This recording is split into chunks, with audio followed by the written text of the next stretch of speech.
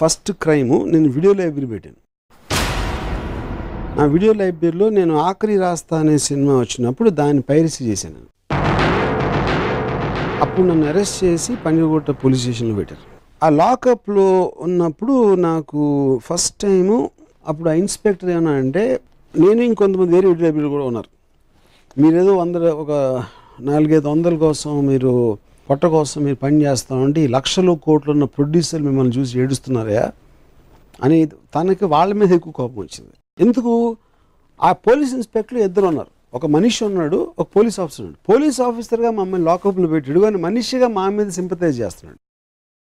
తన ఉద్దేశంలో వీళ్ళు బ్లాక్ మనీ అంతా వెనకేసుకుని లక్షల కోట్లు గడించేసి చిన్న చిన్న డబ్బులు ఏళ్ళ కోసం ఎంత పెద్ద చేస్తారా అనేది తన ఫీలింగ్.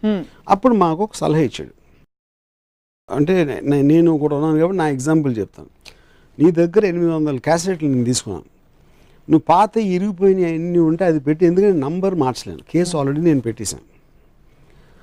ఇవి నువ్వు ఇరిగిపోయినవి పాతవి పెట్టి నీ ఇచ్చేస్తాను, నువ్వు మళ్ళీ నీ బిజినెస్ చేసుకోవచ్చు అని చెప్పాడు. అది చేశారు. దాని తర్వాత కోర్టులో వెళ్ళిపోయిన తర్వాత అక్కడ నాకు ఎవరో కలిసి ప్రాసిక్యూటర్కి ఎంత డబ్బులు ఇచ్చేస్తే పని అయిపోతుంది అవన్నీ. సో ప్రాసిక్యూటర్కి అది ఇచ్చేసి అయిపోయింది కేసు. సో ఇందులో ఒక కరప్షన్ ఆస్పెక్ట్ ఉంది.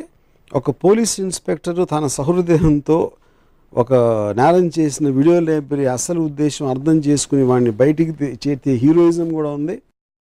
ఆ ప్రొడ్యూసర్ అనేవాడు ఆ లక్షల కోట్లు ఖర్చు పెట్టి సినిమా తీసాడు కానీ బ్లాక్ మనీ ఉందా లేదా అదొక ఆస్పెక్ట్ ఉంది. ఇలా ఇన్ని రకాల మనుషులు చేసి ఒక నేరం ఏంటి ఫైనల్గా ఒక సినిమా వీడియో పైరసీ చేయడం.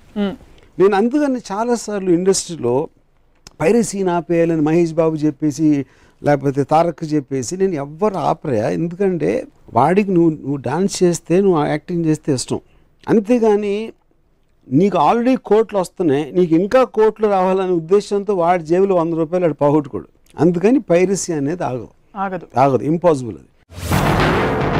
అప్పుడు మనం గంతులు పెట్టేసి ఇండస్ట్రీని చంపేస్తుంది పైరసీ అంటే ఎవ్వడు అక్కడ. ఎందుకంటే మనిషికి నేచర్గా వాడికి ఎంత తేలిగ్గా దొరుకుతుంది ఎంత చీప్గా దొరుకుతుంది ఆలోచిస్తాడు. కానీ నేను ఇలాగే కొంటే వాడికి వేరే ఎక్కువ డబ్బులు వస్తాయనే దాంట్లో వాడి డబ్బులు నీ కోసం త్యాగం చెయ్యడు.